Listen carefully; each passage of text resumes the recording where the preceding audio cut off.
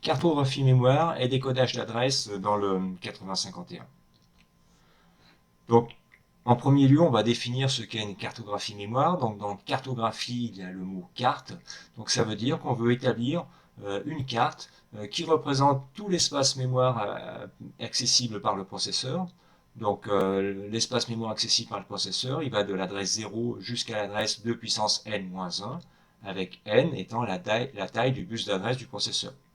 Donc, dans le cas du 8051, la 8051, la taille du bus d'adresse est de 16 bits.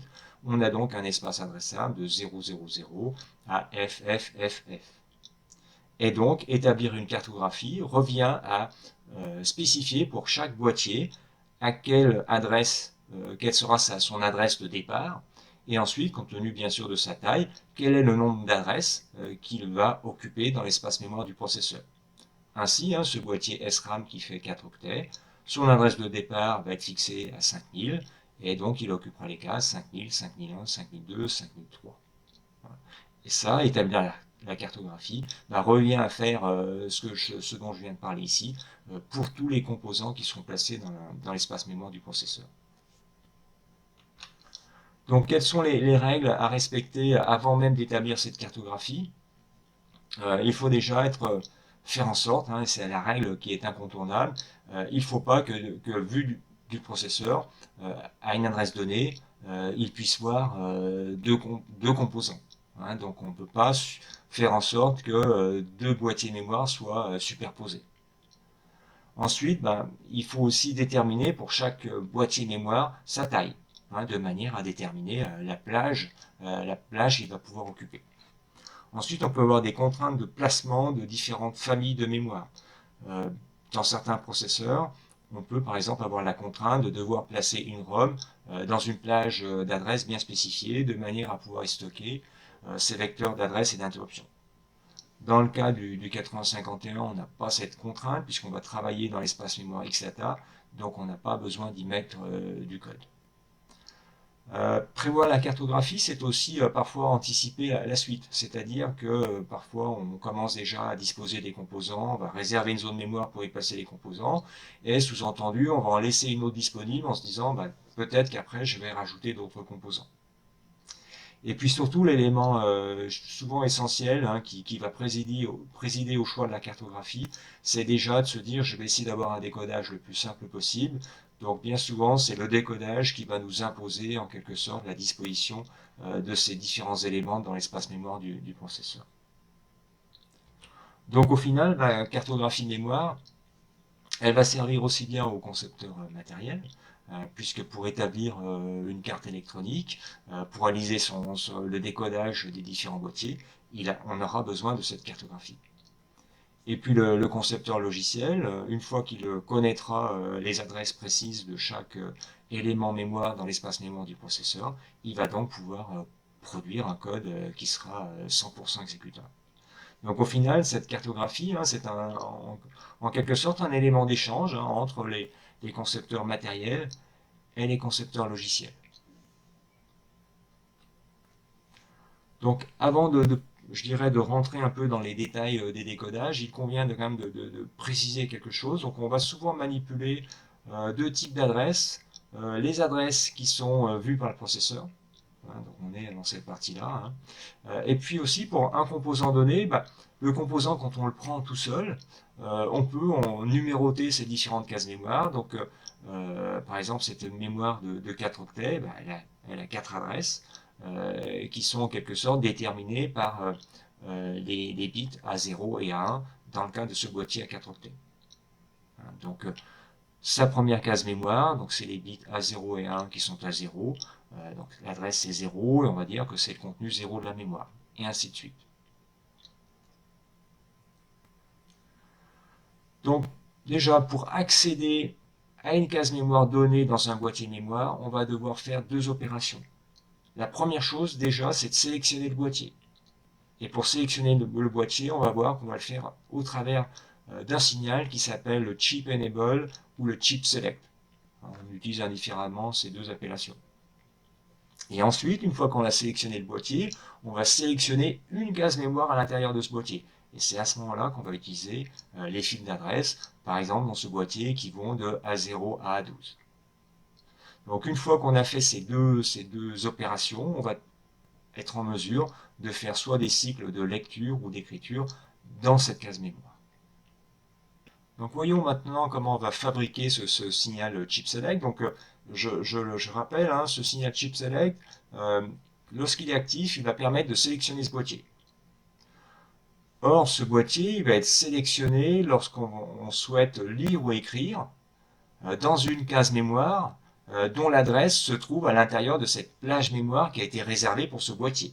Hein, ça correspond à la plage mémoire qui a été déterminée lors de l'établissement de la cartographie mémoire. Donc on va donc fabriquer ce signal à partir d'une logique combinatoire qui va être produite à partir des signaux d'adresse qui ne sont pas connectés au travers de ces broches qui sont ici. Donc c'est-à-dire que pour ce boîtier utilise les lignes d'adresse A0, A12. Donc le chip select, on va pouvoir le fabriquer à partir des signaux A13, A14 et A15. Donc chose importante, on a vu hein, tout à l'heure que pour fabriquer la cartographie mémoire, il faut bien identifier la taille des différents boîtiers utilisés. Donc souvent on a l'information au travers de la documentation. Par contre, si on a simplement le boîtier qui nous est remis sous forme un peu schématique, on va pouvoir très facilement déterminer sa taille mémoire. Donc sa taille mémoire, c'est simplement, on va regarder combien on a de fils d'adresse. Donc par exemple, sur ce boîtier, on a 13 fils d'adresse hein, qui sont nommés de A0 à A12. Donc ça veut dire que la taille mémoire de ce composant est de 2 puissance 13, soit 8192 mots, 8 kmots. Celui-ci, hein, donc là, c'est pas une mémoire, hein, c'est un périphérique, mais c'est un périphérique qui va être interfacé dans l'espace mémoire du processeur. On voit apparaître 3 fils d'adresse, A0 à A2, donc on a une taille adressable de 8 mots. Alors, volontairement, hein, je parle de mots, je ne parle pas d'octets, parce que quand on travaille sur des adresses, à la limite, on n'a pas à se préoccuper de la taille du bus de données. Ce sont des choses complètement indépendantes. On pourrait très bien manipuler des mémoires de 4 bits, de 8 bits, de 16 bits, de 32 bits. Ça ne changerait rien à la manière dont sont gérées les adresses. Donc pour étudier la manière dont on peut placer un boîtier mémoire dans l'espace mémoire d'un processeur, on va partir d'un cas très simple. Donc on a un processeur qui a un espace mémoire de 16 octets. Donc ça veut dire qu'il va il va piloter ses adresses au travers de 4 fils, A0, A1, A2 et A3. Et on souhaite placer un boîtier mémoire dans cet espace mémoire qui fait simplement 4 octets. Donc on a les adresses du processeur qui sont ici, qui vont de 0 jusqu'à F, et ça, ce sont les adresses internes de la mémoire, donc qui vont de 0 à 3. Donc le boîtier mémoire, pour accéder à ces 4 adresses, on a simplement besoin de 2 fils d'adresse A0 et A1. Et en hypothèse, je dirais, standard, on va considérer que le fil A0 d'adresse du processeur est relié au fil A0 d'adresse de la mémoire, le fil A1 sur A1, etc., etc. Si on avait un boîtier mémoire avec plus de cases mémoire, hein, à chaque fois on relierait le A petit n sur le A petit n de la mémoire. Donc ça, c'est vraiment l'hypothèse, je dirais, standard qu'on retrouve dans 99% des interfaçages mémoire, mais on peut aussi imaginer des solutions un petit peu plus tarabiscotées. Donc là, j'ai pris deux possibilités de placement du boîtier mémoire. Et on constate bien que dans la plage mémoire attribuée à la mémoire, on a l'égalité suivante. C'est-à-dire que l'adresse vue du processeur, elle est égale à l'adresse interne du boîtier mémoire, plus ce que j'appelle l'adresse de base de la mémoire dans la cartographie, c'est-à-dire l'adresse de départ. Donc pour chaque case mémoire, on respecte bien l'égalité. Par exemple, pour cette case, pour l'adresse A, l'adresse A est bien égale à l'adresse mémoire 2 plus l'offset 8. 2 plus 8 égale A, hein, on est en hexadécimal. Donc quels que soient les placements ici, on a bien respecté cette règle. Par contre, là j'ai fait un autre essai de placement, j'ai placé mon boîtier mémoire à partir de l'adresse 6. Donc toujours avec l'hypothèse, hein, les fils d'adresse A0 sont reliés au A0 ici, le A1 sur le A1, etc. Ce qui fait qu'on reporte bien ici, hein, on a la même chose. Donc par contre, là, ce que l'on constate, c'est qu'on n'a plus l'égalité, la fameuse égalité adresse vue du processeur n'est plus égale à l'adresse de la mémoire plus son adresse de base, c'est-à-dire l'adresse la première adresse où est placé le boîtier. Hein, c'est-à-dire que par exemple pour la case 8, je n'ai plus l'égalité, 8 est différent de 0, parce que là c'est l'adresse interne de la mémoire, plus 6. 6 étant l'adresse de départ. Donc ça veut dire que ce qui se passe, c'est que le contenu de la mémoire, les cases mémoire en quelque sorte, ne sont plus accédées dans l'ordre initial du boîtier mémoire. On a en quelque sorte mélangé les cases. Donc si on utilise si ici c'est une mémoire RAM, à la limite ça n'a pas d'importance puisque ce sont des données que le processeur va aller écrire, ensuite il va les relire.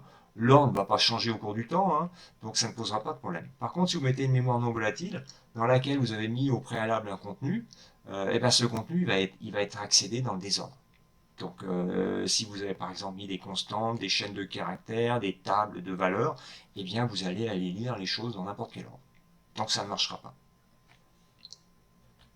Donc, si on peut généraliser un peu ce qu'on a vu précédemment, on va dire que pour placer un boîtier mémoire dans l'espace mémoire vu du processeur, on va faire en sorte d'aligner les adresses vues par le processeur avec celles du composant mémoire. Donc, pour une mémoire avec un bus d'adresse sur n bits, on va le placer de manière à ce que la première adresse de ce composant, vu du processeur, est une adresse avec ses n bits de poids faible à 0. Donc si on prend l'exemple d'une mémoire de 16 kilooctets, donc elle a un bus d'adresse de 14 bits, on pourra les placer dans les plages suivantes, 0 à 3FF, etc. Donc à chaque fois dans ces adresses-là, vous avez les 14 bits, premiers bits qui sont à 0. Et en fait, dans cette adresse-là, cette adresse-là, cette adresse-là, cette adresse-là, les deux seules choses qui changent, c'est les bits de poids fort A15 et A14. Ici, on a A15 et A14 à 0, et à l'extrême ici, on a A15, A14 qui sont à 1. Par contre, à chaque fois, dans ces adresses-là, les 14 autres bits sont à 0. Et c'est ce qu'on a représenté ici. Hein. On a notre boîtier mémoire qui fait simplement 2 bits. Et bien, une position possible, c'est cette position-là. C'est cette position-là. Ça pourrait être aussi celle-ci. Et ça pourrait être aussi celle-ci. Ce qui fait que ce boîtier mémoire de 4 octets, dans un espace mémoire de 16 octets, il a 4 positions possibles. Celle-ci, celle-ci, celle-ci ou celle-ci. Et là encore, une fois, si on essaie vraiment de généraliser un placement d'un boîtier mémoire, donc là c'est vraiment l'approche un peu algorithmique, hein, c'est-à-dire qu'on pourrait dérouler cet algorithme et ça nous permettrait de placer sans aucun problème tous les composants. Donc voilà, on a un composant mémoire qui a un bus d'adresse de n bits, donc il sera forcément placé dans la mémoire avec les règles suivantes. Donc son adresse de début de plage sera égale à un petit n fois 2 puissance n. Et ce petit n, il va être compris entre 0 et 2 puissance p-n, avec p qui est la taille de bus d'adresse du processeur, et n, c'est la taille de bus adresse de ce composant. Donc par exemple, si vous avez un boîtier 8 bits, dans un espace mémoire à 16 bits, vous avez 2 puissance 16 moins 8, 2 puissance 8, donc vous aurez 256 valeurs possibles du petit n. Donc c'est-à-dire qu'un boîtier de 250 cases mémoire, on va pouvoir lui donner éventuellement 256 positions possibles dans l'espace mémoire du composant. Voilà. Et l'adresse de fin de plage, c'est la valeur suivante, hein, c'est n plus 1 fois 2 puissance n moins 1. Adresse de fin de plage. Et pour ce qui est du décodage qu'on va réaliser, on va le faire avec les bits de poids fort des adresses émises par le processeur et qui ne sont pas utilisées comme adresse sur le boîtier mémoire. Donc ce décodage va permettre de produire le chip select. Et ça, on va le faire sur les P-N, donc bits de poids fort de l'adresse. P, encore une fois, taille du bus d'adresse du processeur. N, taille du bus d'adresse de ce composant. Donc, tout à l'heure, j'avais l'exemple de la mémoire de 256 octets. Donc on aura 8 bits d'adresse qui ne seront pas utilisés pour parcourir cette mémoire. Donc ça veut dire que là, on aura un décodage sur 8 bits. Et une dernière chose, la valeur qu'on va décoder avec ces bits d'adresse P-N, eh bien c'est la valeur N qu'on aura fixée ici. Donc on va reprendre l'exemple du boîtier 8 bits, je pense que ça va permettre de rendre les choses un peu plus claires. Donc voilà, mon boîtier de mémoire, 256 octets, grand N égale à 8. Et il est placé dans un espace mémoire de 16 bits. Donc l'adresse de début de plage, on a vu, c'est n fois 2 puissance n, avec un n qui est compris entre 0 et 2 puissance p-n, donc 2 puissance 8. Donc l'adresse de début, c'est égal à petit n fois 256. Supposons qu'on prenne n égale 12. Donc si je prends n égale 12, je le replace dans cette formule-là.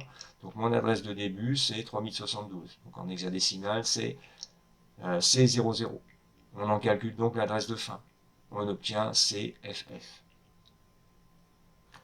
Le décodage, il va être donc réalisé sur P-n bits, donc P16-8 égale 8 bits, donc il va être réalisé de A15 à A8, c'est-à-dire c'est tous les bits d'adresse qui ne sont pas utilisés pour sélectionner les cases mémoire à l'intérieur du boîtier. Par contre, ces 8 bits d'adresse qu'on utilise ici vont être utilisés pour faire le décodage. Donc on avait une valeur de 12, on l'a exprimée sous forme binaire. Donc en fait, pour aller sélectionner ce boîtier, il va falloir que A15 soit à 0, A14 à 0, A13 à 0, A12 à 0, A11 à 1, A10 à 1, et ensuite A9 et A8 à 0. Voilà le décodage complet de ce boîtier qui va être placé donc à partir de l'adresse qu'on a vue ici, c'est 00. On va maintenant appliquer la méthode qu'on a vue auparavant sur un cas pratique de cartographie mémoire, c'est-à-dire qu'on va interfacer dans cet espace mémoire 4 boîtiers différents. Donc on a une mémoire ROM de 8 kilooctets, une mémoire RAM statique de 32 kilooctets et deux circuits périphériques, un qui a un bus d'adresse de 3 bits et un qui est doté de 128 registres. Donc dans un premier temps, on va déjà analyser la taille mémoire de ces différents boîtiers. Donc on rappelle qu'un kilooctet, c'est 2 puissance 10 octets. Donc pour la ROM, qui fait 8 kilooctets, donc ça veut dire que c'est 8 fois 1 kilooctet, donc on arrive à un bus d'adresse de 13 bits. Donc on aura des bits d'adresse pour accéder à ce boîtier de A0 à A12. Pour la RAM statique, on est cette fois-ci en présence d'un bus de 15 bits d'adresse, parce que c'est 2 puissance 10 fois 2 puissance 5, 10 plus 5, donc avec des bits d'adresse de A0 à 14. Quant au circuit périphérique, on a ici 3 bits, simplement 3 bits d'adresse, c'était déjà dit dès le départ, et sur le circuit avec 128 registres, donc ça correspond à une 2 puissance 7, donc avec une taille de bus d'adresse de A0 à A6. Donc on rappelle effectivement ce qu'on vient de détailler, c'est la taille des largeurs de bus pour chaque composant. Donc on va appliquer la méthode. Donc ça c'est vraiment une méthode vraiment calculatoire, systématique, qui peut être un peu lourde, mais en tout cas qui permet d'obtenir à coup sûr des résultats de décodage viables. Donc on va commencer par placer les circuits les plus gros en taille mémoire et pour terminer par le plus petit. Donc on va commencer par la mémoire statique.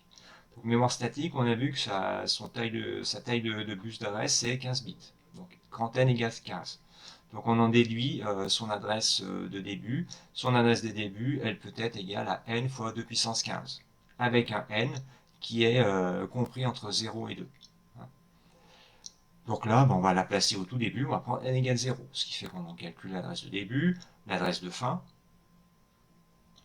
Donc le décodage, on a vu qu'il est égal à P-N, P étant la taille du bus processeur, N la taille du bus mémoire, 16-15 égale 1. Donc ça veut dire qu'on va faire un décodage uniquement sur le bit A15. Et comme N égale 0, il faut qu'on décode la valeur 0 sur un seul bit. Donc on va avoir un signal de sélection de boîtier qui est égal à A15. Quand A15 sera au niveau 1, je ne l'ai pas sélectionné, on a chip select qui est actif au niveau bas. Donc si je connecte directement A15 sur le chip select, quand A15 va être à 0, je vais bien sélectionner mon boîtier. Donc je vais bien être dans la plage A000 à 7FFF. Ensuite, on continue. Donc on sait déjà que la plage mémoire de 0 à 7FFF, elle est occupée, donc il ne va pas falloir qu'on vienne s'installer dessus en quelque sorte. Donc pour placer la ROM, là on identifie, on a un n égale 13, on sait que l'adresse de début, elle doit être, elle est égale à n fois 2 puissance 13, avec un n qui est compris entre 0 et 8. Sauf que, encore une fois, je le disais il y a 2 minutes, il ne faut pas qu'on aille, qu'on vienne s'installer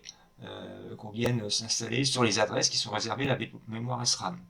Donc on a vu précédent, hein, où on va jusqu'à 32 767. Donc notre valeur n fois 2 puissance 13, hein, notre adresse de début, il faut qu'elle soit forcément supérieure à 32 767. Donc si on calcule la valeur de grand N, enfin de petit n, pardon, on détermine hein, que n supérieur à 3,99. Donc n, ça doit être une valeur entière, donc on va prendre simplement 4. On prend la valeur qui est juste au-delà, au-dessus de 3,99. N égale 4, donc là, on redéroule encore avec nos équations. Hein, donc on calcule l'adresse de début, hein, qui est égale à 4 fois 2 puissance 13. On obtient donc 32 768. En hexa, c'est 8000. Et on en calcule aussi l'adresse de fin, on arrive à 9FFF. On a donc un décodage sur 16 moins 13 égale sur 3 bits, donc sur A15, A14 et A13, et on va décoder la valeur 4. Donc si on exprime 4 en binaire, on a 1, 0, 0. Donc on aura donc A15 doit être à 0, A14, A15 pardon, doit être à 1, excusez-moi, A14 à 0 et A13 à 0. Donc on obtient donc un CS bar est égal à A15 et A14 bar et A13 bar, le tout bar. Donc on a déjà placé maintenant notre RAM statique et notre ROM, on va continuer. On va s'intéresser maintenant au circuit périphérique. On commence encore une fois par le périphérique qui a la plus grosse taille, donc c'est PER2. Il a une taille de bus de 7 bits. Donc pareil, on redéroule encore toutes les équations. Adresse de début n fois 2 puissance 7. Donc on obtient un petit n qui est compris entre 0 et 512. Par contre, encore une fois, il faut faire attention à ne pas venir se placer au-dessus des mémoires précédemment placées. On a vu tout à l'heure que mon adresse maximale, là, c'était 40 959. Donc, on va faire en sorte que cette équation-là soit supérieure, enfin cette valeur-là, soit supérieure à 40 959. On obtient n supérieur à 319,99. Donc, on prend 320. Donc là, maintenant, je recalcule avec ce petit n égale 320. J'en calcule mon adresse de début, A000, hein, et adresse de fin, A07F. Le décodage, donc sur combien de bits, on sait qu'on a un bus d'adresse de 7 bits, donc 16 moins 7 égale 9 bits, donc on va décoder sur 9 bits, et on va décoder quelle valeur? La valeur 320. Si j'exprime cette valeur 320 en binaire, j'obtiens ce genre d'écriture. Donc ça veut dire que pour décoder, sélectionner ce boîtier, je vais avoir A15 à 1, A14 à 0, A13 à 1, et ensuite A12, A11, A10, A9, A8 et A7 à 0. Et donc, mon signal de sélection de boîtier, on retrouve bien l'équation A15 et A14 bar, et A13 et A12 bar, A11 bar, A10 bar, A9 bar, A8 bar, A7 bar. Il y a une petite erreur ici. Et ensuite, etc. Je continue, je termine plutôt par le dernier périphérique, celui qui est simplement constitué de 8 cases mémoire, donc avec un grand N égale 3. Je calcule mon adresse de début, hein, c'est n fois 2 puissance 3 avec un n qui est compris entre 0 et 8192. Donc, encore une fois, je veille à ce que mon boîtier ne vienne pas s'installer au-dessus dans notre boîtier. Donc l'adresse que j'avais, l'adresse de fin ici, donc elle est là, hein, 41 087, donc il faut que ma valeur ici soit supérieure à 41 087. On a obtenu 5135,8, donc je vais prendre 5136. Et avec ce 5136, j'en calcule mon adresse de début, mon adresse de fin. Le décodage sur 16-3 sur 13 bits. Donc j'exprime 5136 en binaire. Donc, et ensuite, mon décodage, je le décline exactement de la même manière que je l'ai fait précédemment. Donc à l'issue de tous ces calculs, hein, qui sont effectivement un peu laborieux, on obtient cette cartographie-là. Donc hein, comme on l'a vu, on a d'abord placé la mémoire statique, ensuite la ROM, et ensuite on a placé les deux boîtiers périphériques. Donc on a bien une cartographie, je dirais, complète. On a bien pour chaque élément son adresse de début et son adresse de fin. Euh, on pourra aussi remarquer qu'il reste encore une grande zone de mémoire qui n'est pas utilisée. Par contre, ce qu'on peut déjà remarquer, c'est que les équations de décodage, euh, pour la RAM, elle est relativement simple. Par contre, au fur et à mesure qu'on va aller vers des boîtiers de petite taille, elles vont devenir quand même relativement lourdes à mettre en œuvre. Donc c'est un peu la limitation qu'on rencontre dans ce type de décodage. Et on peut se poser la question, est-ce qu'on ne peut pas trouver des solutions pour simplifier ce décodage? Donc on va donc passer maintenant à des solutions qu'on appelle de décodage partiel. Donc on va en étudier deux. Je dirais une approche, pareil, aussi un peu méthodique, et puis une approche un peu plus graphique. Mais on va voir aussi que bon, faire du décodage partiel, c'est bien, ça simplifie beaucoup les équations de décodage, mais on va aussi voir que ça présente aussi quelques désagréments. Donc la première méthode, je ne savais pas trop comment la nommer, je l'ai appelée décodage partiel par division de l'espace mémoire. Donc ce qu'on va faire, on va essayer de diviser l'espace mémoire. Donc dans un premier temps, on va d'abord le diviser en deux, le diviser en quatre, et puis on va voir après comment on peut placer les boîtiers. Donc ce qu'on fait dans un premier temps, c'est qu'on va représenter pour chaque boîtier qu'on veut mettre dans cet espace mémoire, on va représenter pour chaque bit si les bits sont utilisés pour de la sélection de boîtier ou pour l'adressage interne du boîtier. Typiquement pour la SRAM, c'est une SRAM 32 kilooctets, on a besoin de 15 fils d'adresse pour sélectionner une case dans le boîtier. Donc ici, de A14 jusqu'à A0, on a mis grand A, donc c'est un bit qui est utilisé pour l'adressage interne. Par contre, pour la sélection de boîtier, le décodage, il n'y a plus que A15 de disponible. Et on en a fait la même chose sur la ROM, le périphérique 2 et le périphérique 1. Le périphérique 1, c'est vraiment l'autre extrême. Il y a 3 bits qui sont A0, A1 et A2 qui sont utilisés pour l'adressage interne. Et puis tous les autres bits sont utilisés pour la sélection de boîtier. Donc en fait, avec cette méthode, on va commencer par regarder le bit de poids fort. Donc on voit qu'effectivement, là, pour les 4 boîtiers, le bit A15 sert bien comme sélection de boîtier. Par contre, avec le A15, je peux faire, donc on est en binaire, hein, donc il peut avoir l'état 0 ou 1. Donc là, éventuellement, il ne permettrait que de sélectionner deux boîtiers. Donc là, on en a 4, donc déjà, c'est pas possible. Si on regarde maintenant ce qui se passe au niveau de A14 et A15. Avec A14 et A15, on a 4 combinaisons possibles. Donc on se dit, on a 4 boîtiers, tiens, ça pourra peut-être fonctionner. Le problème, c'est que pour la boîtier SRAM, le bit A14, il est utilisé pour l'adressage interne. Donc ce qui fait que quelque part, notre boîtier SRAM, il consomme la combinaison A14 égale 0 et il consomme aussi la combinaison A14 est égal à 1.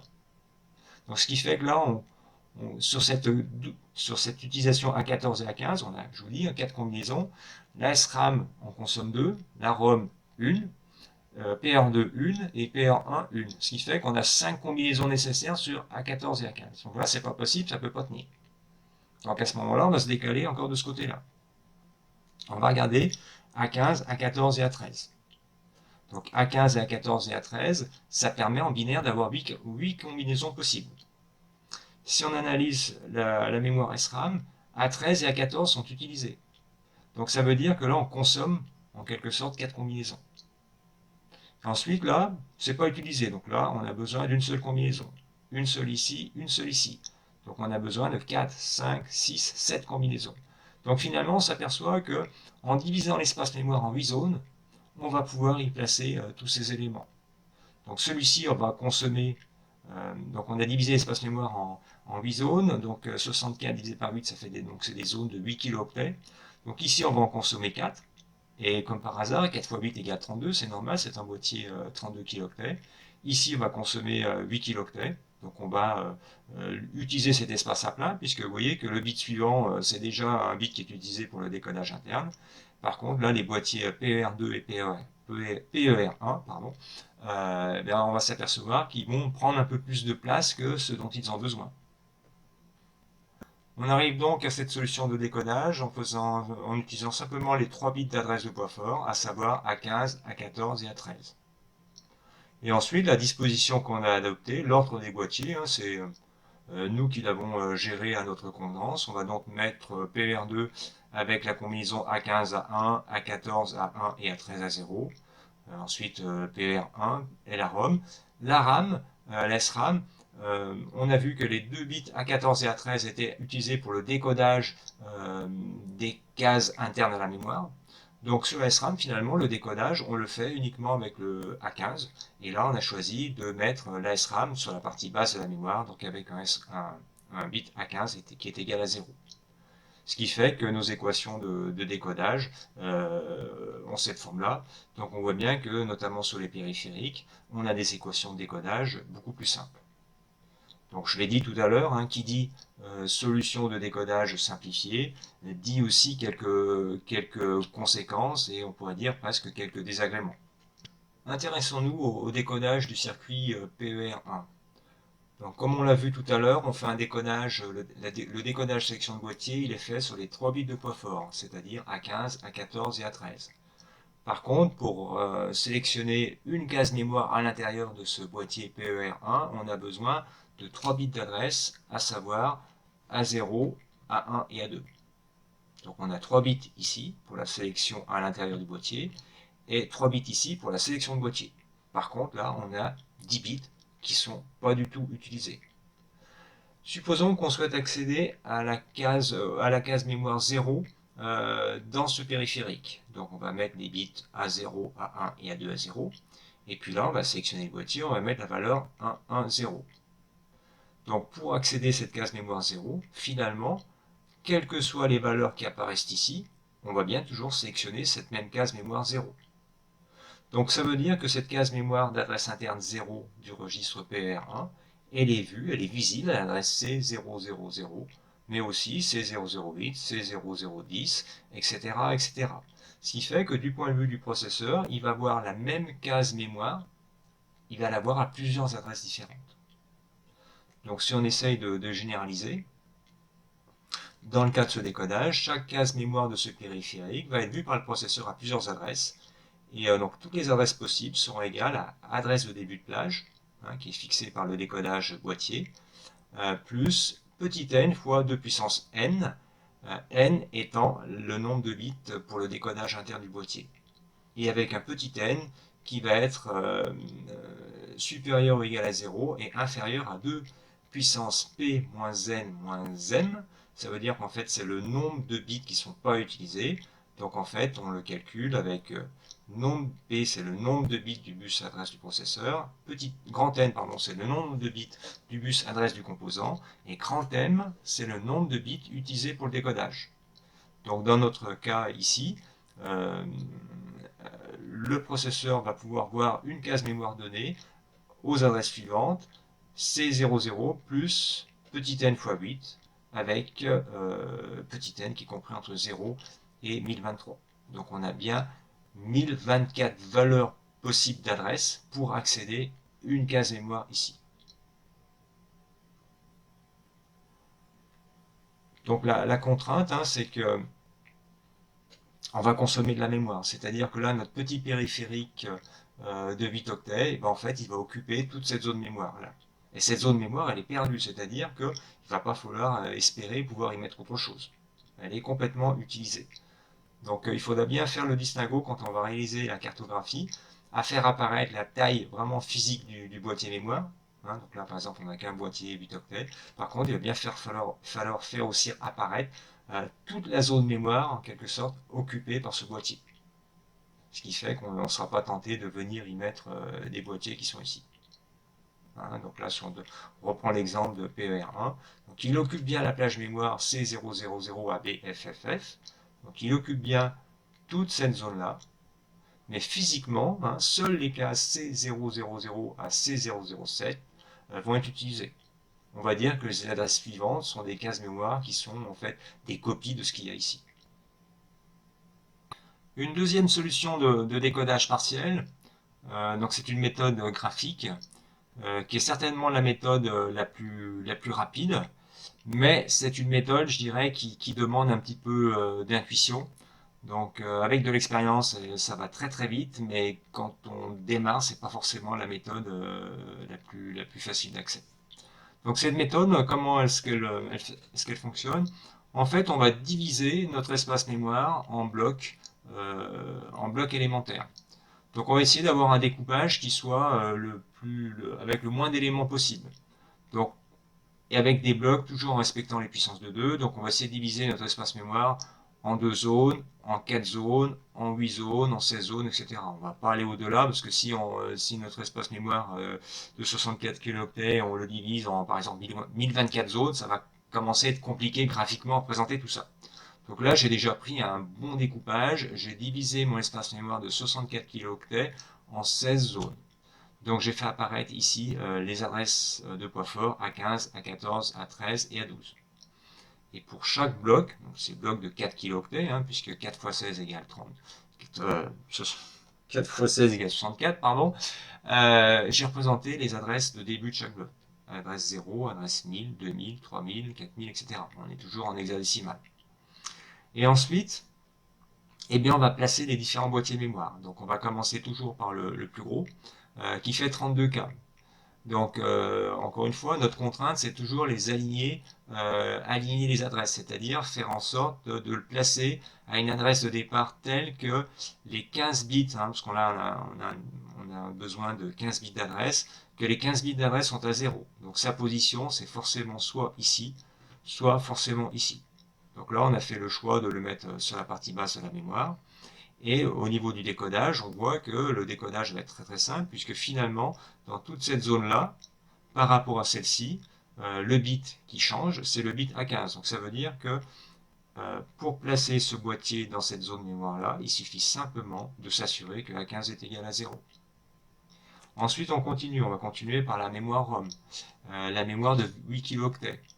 Donc effectivement, cette mémoire de 8 kilooctets, elle aurait besoin de 2 blocs de 4K. Mais encore une fois, on cherche à faire un décodage le plus partiel possible. On sait qu'il nous reste deux boîtiers à placer, qui sont des tout petits boîtiers. Donc la mémoire ROM, là, on va pas chercher à faire compliqué. On va lui faire occuper 16 kilooctets de mémoire, ce qui fait qu'au niveau de son décodage, ça permet d'avoir un décodage simplement sur A15 et A14. Quand A15 va être à 1 et A14 est à 0, cette combinaison-là n'apparaît que simplement ici. Partout ailleurs, on n'a jamais cette combinaison. On va sélectionner le boîtier ROM. Et ensuite, on continue, on arrive sur le périphérique numéro 1, donc il nous reste que cette zone mémoire-là. On sait qu'il nous reste après simplement un deuxième boîtier, donc cette zone-là, éventuellement, on va la diviser par deux. Donc le seul moyen de la diviser par deux, c'est de rajouter un bit supplémentaire de décodage. Donc ici, le bit A13 est à 0, ici, le bit A13 est égal à 1. Donc là, ici, on va sélectionner le PER1, et ici, on va sélectionner le PER2. Donc, on a divisé notre espace mémoire en finalement 4 zones, de tailles différentes, on a 3 tailles différentes, mais on a le décodage vraiment le plus simple, parce que là, on a besoin d'un seul bit, on a besoin de 2 bits d'adresse, enfin un seul bit, en l'occurrence A15, 2 bits qui sont A15 et A14, et là, on a besoin de 3 bits A15, A14, A13 pour chaque boîtier. Donc, c'est de loin la solution la plus simple en termes de décodage. Par contre, effectivement, en termes d'occupation mémoire, là, finalement, on fait un décodage partiel et on a consommé 100% d'espace mémoire. Donc, ça veut dire que on ne peut plus rien mettre d'autre. Voilà, on a fait un long tour sur le décodage. Donc, on a abordé, je dirais, la première méthode, c'est le décodage complet. Donc lui, il optimise la mémoire consommée, c'est-à-dire qu'on ne consomme pas un octet de plus. La contrainte, c'est qu'effectivement, notre décodage, il est souvent complexe. Par contre, après, on a vu le décodage partiel au travers de deux méthodes qui produit un décodage beaucoup plus simple. Par contre, c'est au prix d'une surconsommation de mémoire, voire même parfois d'un remplissage complet. Je dirais dans la pratique, bien souvent, on a des décodages qui vont plutôt être des compromis entre ces deux types, complet, partiel. On fera peut-être un petit morceau en complet, un autre morceau en partiel. Là, on a vraiment essayé d'aborder les décodages, je dirais, les plus simples. Euh, mais on peut très bien imaginer des décodages complètement obscurs, exotiques, tout ce qu'on veut. Ça peut toujours se faire, mais bon, généralement les concepteurs cherchent pas à faire des choses hyper complexes et appliquent les méthodes qu'on a vues précédemment. Alors, je ne vous cache pas que la première méthode d'analyse systématique, c'est quelque chose qui, quand on a l'expérience, c'est la méthode qu'on ne va pas utiliser. Quand on a l'expérience, on va faire du graphique et en 3 minutes, on a une cartographie complète. Mais quand on commence, quand on n'a pas vraiment cette petite intuition, bah, parfois la solution un peu systématique, elle peut déjà vous permettre de démarrer. Voilà, cette vidéo consacrée au décodage est désormais terminée, hein. Désolé d'avoir été aussi long. Prochaine et sans doute dernière vidéo de la série consacrée euh, à la conception de périphériques d'entrée-sortie, conception maison, placée dans l'espace mémoire du 8051.